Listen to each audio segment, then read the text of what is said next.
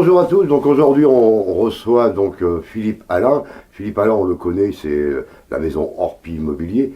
Mais aujourd'hui on va le recevoir en tant que président. Et président de Montluçon Cœur de Ville, une association qui est née donc il y a quelques mois, donc le 25 janvier 2018, et qui avance vraiment à grands pas. Donc son but, c'est de revitaliser le cœur de ville de Montluçon. Philippe, bonjour, ça va? Bonjour Dominique. Montluçon Cœur de Ville, c'est quoi? Alors, tout d'abord, Montluçon Cœur de Ville, c'est un mouvement, une association qui est orientée pour mobiliser et revitaliser l'ensemble des acteurs économiques et sociaux du cœur de ville de Montluçon.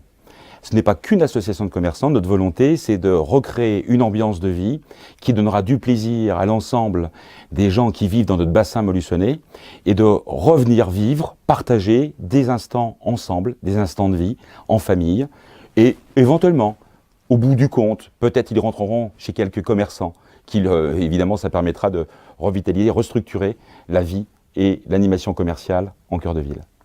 Alors Montluçon Cœur de Ville, donc, qui est fière et qui est forte aujourd'hui de 177 adhérents. Oui, c'est presque incroyable. Ce sont quoi? Ce sont les commerçants, les artisans? Alors, aujourd'hui, je voudrais d'abord remercier l'ensemble du mouvement et des gens qui ont réagi. C'est vital pour beaucoup. On a commencé, on imaginait qu'on serait peut-être 30, 40 ou 50. Au bout du compte, maintenant, nous sommes 177, au décompte d'hier soir. Certains, maintenant, rêvent de 200, voire 250. Jamais ça n'existait sur le bassin. Je me rappelle au début, c'était 20 chaises que j'avais préparées. Oui, 21 chaises. 21 chaises, en effet.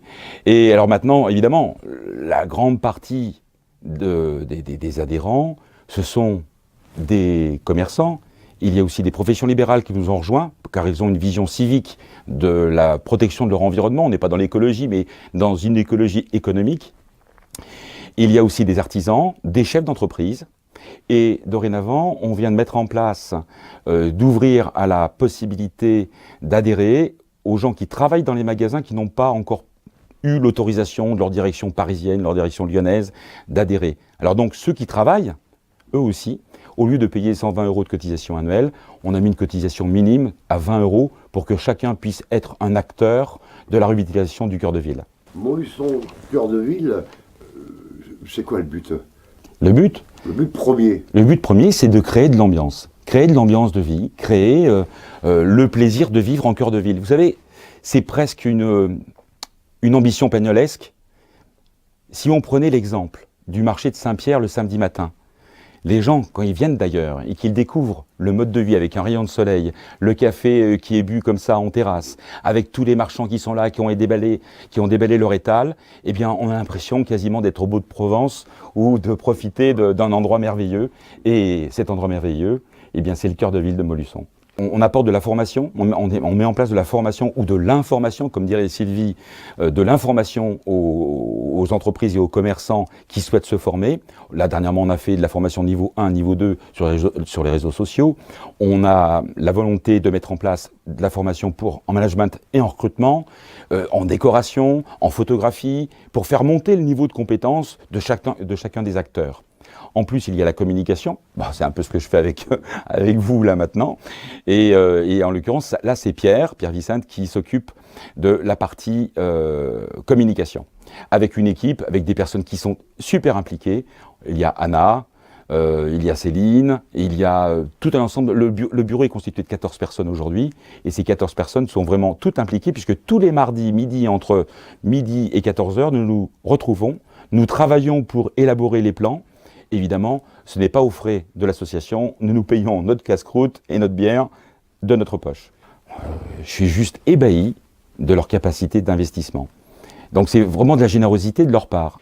Et vous arrivez à coupler tout ce travail un petit peu monstrueux qui se met en place avec votre activité professionnelle? Oui, c'est vrai que c'est pas simple. Alors c'est pas simple pour moi, bien entendu. Maintenant, le temps n'est ce que l'on peut en faire. On arrive à le gérer, à s'organiser. Ce qu'il faut, c'est de l'organisation. Et puis de la passion. Je vous dis bien, les 14 personnes qui s'impliquent dans l'animation de l'association. Ensuite, il y a aussi les réunions qui sont là avec les ARC, ateliers de recherche et de concertation, qui travaillent sur des sujets spécifiques. et qui sont animés par les managers d'Arc. Évidemment, le gros point, ce sont les animations, parce que les animations, c'est la partie immergée de l'Herzberg, et donc là, émergée de l'Herzberg, et donc de ce fait, c'est la partie que tout le public va pouvoir bénéficier et créer, répondre à l'objectif qui nous sommes donné de recréer de la vie dans le cœur de ville. Alors en animation dans les prochaines. Donc la fête des mères. La fête des mères, c'est la mobilisation de l'ensemble des commerçants et des acteurs économiques du cœur de ville, où on va tous s'habiller avec notre nouveau logo dorénavant qui est connu, et avec ce cœur que nous avons maintenant numérisé et qui va être sur nos t-shirts, et on va tous porter le même t-shirt. On va déballer dans la rue, on va améliorer nos vitrines avec des superbes roses que nous aurons fait de nos mains. C'est-à-dire que comme on n'a pas de sous, on fait avec notre sueur et avec notre cœur. Et on va créer des ateliers pour fabriquer des grandes fleurs, des grands coquelicots que l'on va pouvoir mettre dans nos vitrines ou sur nos vitrines, parce que l'objectif c'est que ce soit à l'extérieur et ce sera un signe de reconnaissance pour tous les adhérents, puisque nous sommes maintenant 177. Je tenais, moi, avant de rendre la liberté à Philippe, parce que Philippe, il s'en va faire de la marche pendant 15 jours, on va déjà le remercier pour le café de samedi et les petites madeleines que tous les commerçants nous ont offert durant cette traversée pour les lignes ferroviaires qui sont en danger dans la région.